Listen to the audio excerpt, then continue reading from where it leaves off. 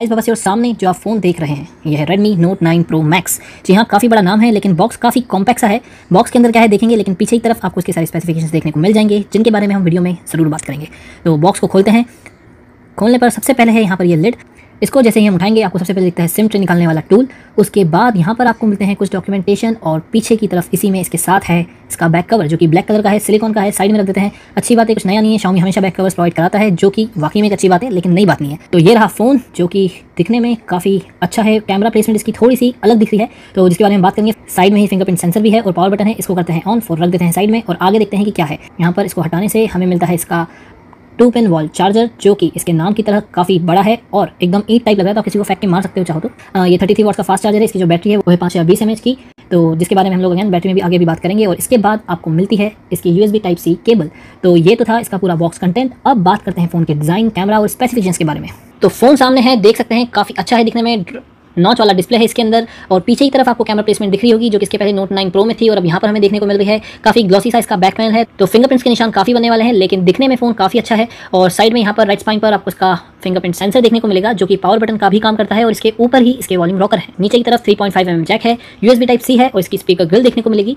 वहीं जो इसकी लेफ्ट स्पाइन है यहाँ पर आपको इसकी सिम ट्रे मिलेगी, जिसको बाहर निकालकर हम चेक करते हैं कि क्या इसके अंदर 2+1 का ऑप्शन है। तो यस, इसमें 2+1 का ऑप्शन है, यानी कि 2 सिम और एक मेमोरी कार्ड लगा सकते हैं। आप इसे 512 GB तक एक्सपैंड कर सकते हैं। ऊपर की तरफ यहाँ पर आपको इसका सेकेंडरी माइक्रोफोन और IR ब्लास्टर देखने को मिलेगा। अब बात कर लेते हैं हम डिस्प्ले की। तो यह है 6.67 इंच का फुल HD+ डिस्प्ले जो कि आपको ओवरऑल काफ़ी अच्छा लगेगा। टच रिस्पॉन्स इसका स्मूथ है। फर्स्ट इंप्रेशन के हिसाब से can not comment too much, but overall जो रिस्पॉन्स है वो आप देख सकते हैं काफ़ी स्मूथ मिल रहा है। इसके अलावा आप यहाँ पर देख सकते हैं इसका नोटिफिकेशन पैनल है।